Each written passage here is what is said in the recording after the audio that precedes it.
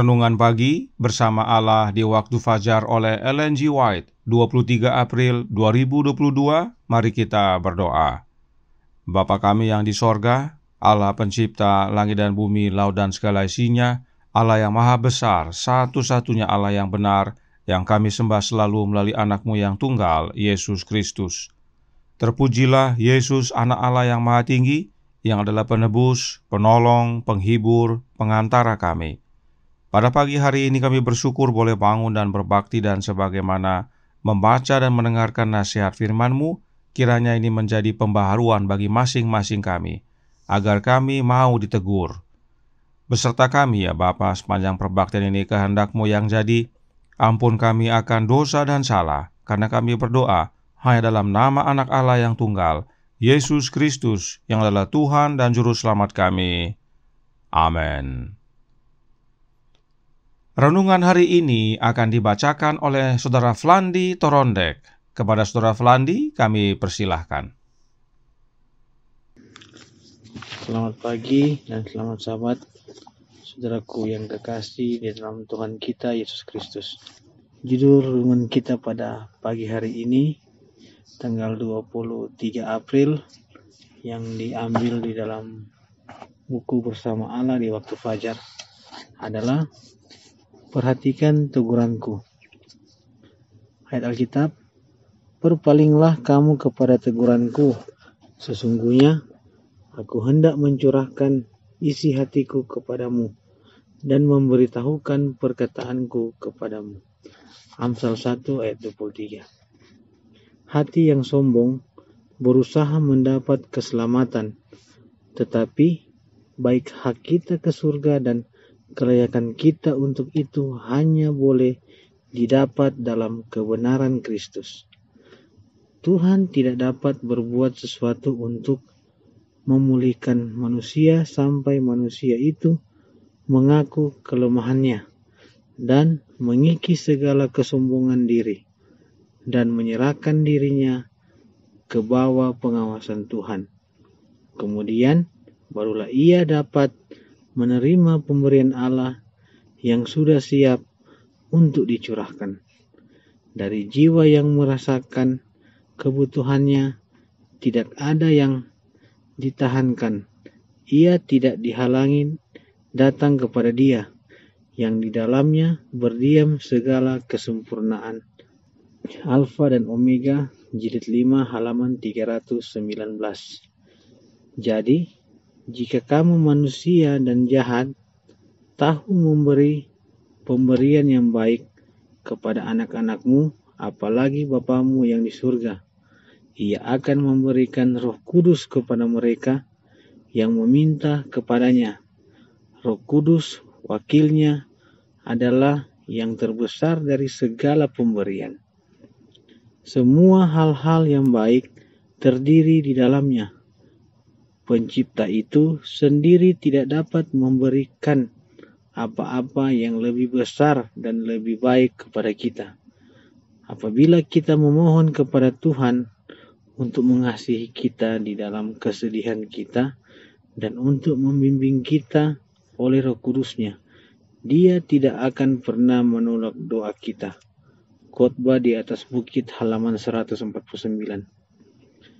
Maukah Anda berkata, aku akan memberikan kemauanku kepada Yesus, dan aku akan melakukannya sekarang, dan sejak saat ini sepenuhnya berada di pihak Tuhan. Janganlah memanjakan kebiasaan dan gejolak nafsu dan selera makanan. Dengan teguh memelihara kemauan di pihak Tuhan. Setiap emosi berada pada tawanan kemauan Yesus. Kaki Anda akan berpijak pada batu karang yang kuat.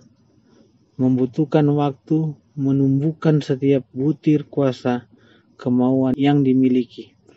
Tetapi Allah yang bekerja untuk Anda, dan Anda akan keluar dari proses pembentukan bejana yang mulia. Amanat kepada orang muda halaman 183. Demikian bacaan renungan pagi kita pada pagi hari ini. Tuhan Yesus memberkati. Terima kasih atas penata layanan Saudara Felandi. Tuhan Yesus memberkati. Selamat pagi saudaraku dalam Tuhan. Selamat Sabat. Sebelum kita lanjutkan, ada baiknya kita ketahui yang berikut ini. Amsal 1 ayat 23 berkata, "Berpalinglah kamu kepada teguranku. Sesungguhnya aku hendak mencurahkan isi hatiku kepadamu dan memberitahukan perkataanku kepadamu." Ini adalah ayat inti renungan hari ini. Dikatakan, "Aku hendak mencurahkan isi hatiku kepadamu." Namun, bila mana kita melihat terjemahan yang lain, ada hal yang menarik. Dalam Alkitab versi King James dikatakan, "I will pour out my spirit unto you," yang artinya, "Aku akan mencurahkan rohku kepadamu." Dan itulah yang digunakan oleh Alkitab bahasa Indonesia terjemahan lama. Dikatakan, "Aku akan mencurahkan rohku kepadamu." Dan bila mana saudara lihat concordance, kata roh dalam ayat ini diterjemahkan dari kata Ibrani ruah, yang artinya memang roh, nafas, dan angin. Mengapa hal ini penting kita ketahui? Karena renungan hari ini berkata dalam Bersama Allah di Waktu Fajar halaman 131 paragraf 2 berbunyi, "Jadi, jika kamu manusia dan jahat, tahu memberi pemberian yang baik kepada anak-anakmu, apalagi Bapamu yang di sorga, Ia akan memberikan Roh Kudus kepada mereka yang meminta kepadanya." Roh Kudus, wakilnya, adalah yang terbesar dari segala pemberian. Roh Kudus itu adalah pemberian yang terbesar dari segala pemberian yang Bapa kita di sorga berikan kepada kita. Itu sebabnya ayat inti hari ini seharusnya berbunyi, "Aku hendak mencurahkan rohku," karena rohlah yang merupakan pemberian terbesar yang Bapa dapat berikan kepada kita. Dan karena roh adalah pemberian, itu sebabnya Roh Kudus juga disebut sebagai sumbangan atau donation. Kita baca dalam suratnya nomor 35 tahun 1893 paragraf 7 yang berbunyi, "Sumbangan Roh Kudus adalah karunia terbesar yang bisa diberikan Allah kepada manusia yang terbatas. Ini gratis untuk semua, dan dalam pemberian ini tidak ada perhitungan. Anugerah ini secara khusus menandakan penobatan anak Allah yang tunggal dalam kerajaan pengantaraannya." Mengapa Roh Kudus disebut sebagai sumbangan atau donation? The donation of the Holy Spirit.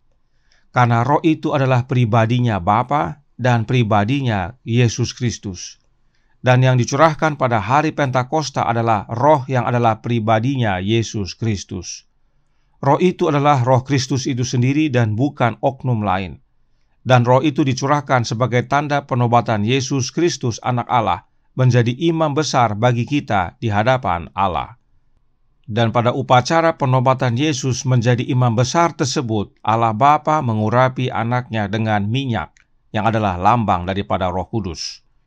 Pada waktu Yesus diurapi menjadi imam besar, Allah Bapa mengurapi dia dengan Roh Kudus, yaitu Roh Kudus yang dari Bapa.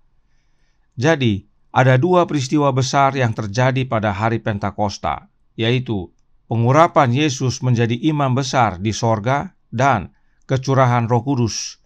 Kecurahan Roh Kudus tersebut adalah tanda bahwa Yesus sudah menerima pengurapan tersebut, yaitu menerima pengurapan Roh Kudus dari Bapanya. Namun dikatakan bahwa Roh Kudus tersebut adalah wakilnya Bapa. Apakah Roh Kudus itu benar-benar oknum yang lain? Masih dalam paragraf yang sama, renungan hari ini berkata, Bersama Allah di Waktu Fajar halaman 131 paragraf 2. Apabila kita memohon kepada Tuhan untuk mengasihi kita di dalam kesedihan kita dan untuk membimbing kita oleh Roh Kudus-Nya, Dia tidak akan pernah menolak doa kita. Roh tersebut meskipun disebut sebagai wakilnya Bapa, tetapi roh tersebut adalah rohnya Bapa sendiri. Saat kita memohon kepada Bapa, maka Dia akan karuniakan Roh Kudus-Nya, yaitu rohnya sendiri kepada kita. Sebab Allah Bapa hadir di mana-mana oleh kehadiran rohnya. Daud berkata dalam Mazmur 139 ayat 7 yang berbunyi, "Kemana aku dapat pergi menjauhi rohmu? Kemana aku dapat lari dari hadapanmu?" Dengan jelas Daud menyamakan kehadiran Allah Bapa dengan rohnya Bapa. Sebab Bapa yang adalah makhluk pribadi dan Dia dapat hadir di mana-mana melalui kehadiran Roh-Nya. Inilah sebabnya Roh Bapa disebut wakilnya Bapa. Tetapi oleh karena dosa, kita tidak dapat langsung kepada Bapa. Harus ada jalan untuk kita dapat terhubung dengan Bapa, dan Dia adalah Anak-Nya yang tunggal, yaitu Yesus Kristus. Yesuslah jalan untuk menghubungkan kita kepada Bapa. Dia berkata, "Tidak ada seorang pun yang datang kepada Bapa kalau tidak melalui Aku." Jadi, untuk menerima Roh dari Bapa, kita harus menerima Roh dari Yesus. Dengan menerima Roh Kristus itu sama dengan menerima Roh Bapa, sebab Bapa sudah terlebih dahulu tinggal dalam Yesus oleh kehadiran Roh-Nya yang kudus. Ingat, pada waktu Yesus menjadi imam besar, Bapa urapi Dia dengan Roh-Nya. Bapa dalam Yesus dan Yesus dalam kita. Maka oleh kehadiran Kristus dalam hidup kita, Bapa juga tinggal di dalam kita. Itu sebabnya bila kita kembali ke ayat inti renungan hari ini, yang terdapat dalam Amsal 1 ayat 23. Siapakah Aku yang hendak mencurahkan Roh-Nya kepada kita? Yang pasti bukan Salomo, sebab Salomo tidak bisa mencurahkan Roh-Nya kepada kita. Untuk mengetahui siapakah Aku dalam ayat ini, mari kita mundur ke ayat 20. Amsal 1 ayat 20 berkata, "Hikmat berseru nyaring di jalan-jalan, di lapangan-lapangan ia memperdengarkan suaranya." Aku yang berbicara dalam ayat 23 adalah hikmat. Siapakah hikmat? Yesus Kristus. Ingat pelajaran-pelajaran yang sebelumnya, seperti tanggal 13 April, 17 April, dan 18 April. Paulus dengan jelas berkata, Kristus adalah kekuatan dan hikmat Allah. 1 Korintus 1 ayat 24. Dan tidak hanya itu, kita baca ayat 30. 1 Korintus 1 ayat 30 berkata, "Tetapi oleh Dia, kamu berada dalam Kristus Yesus yang oleh Allah telah menjadi hikmat bagi kita. Ia membenarkan dan menguduskan dan menebus kita." Jelas sekali, Allah telah menjadikan Yesus hikmat bagi kita. Yesus adalah hikmat itu dan Dialah yang berkata, "Berpalinglah kamu kepada teguranku. Sesungguhnya aku hendak mencurahkan Roh-Ku kepadamu dan memberitahukan perkataanku kepadamu." Dan bila kita menerima Roh Kristus dalam hidup kita, maka kita menerima Roh yang dari Bapa, sebab Bapa dalam Yesus dan Yesus dalam kita. Karenanya renungan hari ini berkata dalam Bersama Allah di Waktu Fajar halaman 131 paragraf 3. Maukah Anda berkata, "Aku akan memberikan kemauanku kepada Yesus, dan aku akan melakukannya sekarang, dan sejak saat ini sepenuhnya berada di pihak Tuhan"? Inilah makna menerima teguran. Kita berpaling kepada Yesus dan terima Roh-Nya, maka bukan kehendak kita lagi yang jadi, tetapi kehendak Yesus yang jadi. Bukan perkataan kita, tetapi perkataan Yesus. Bukan membalas kejahatan dengan kejahatan, tapi membalas kejahatan dengan kebaikan.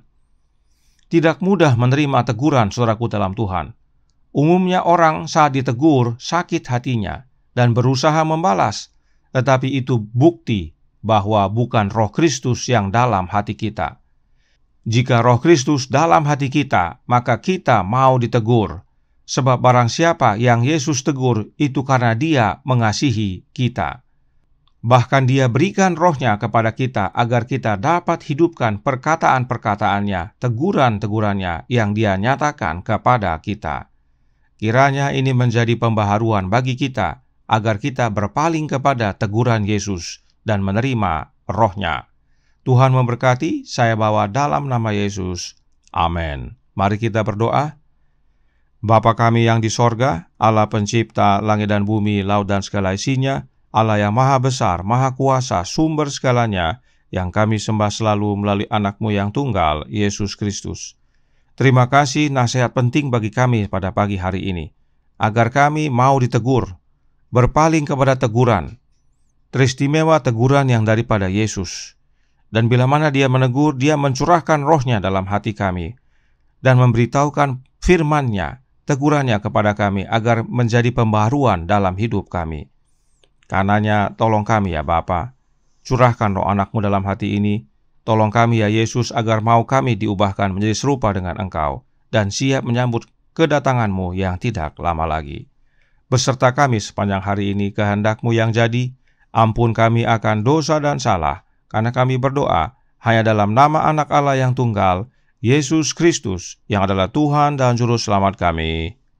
Amin.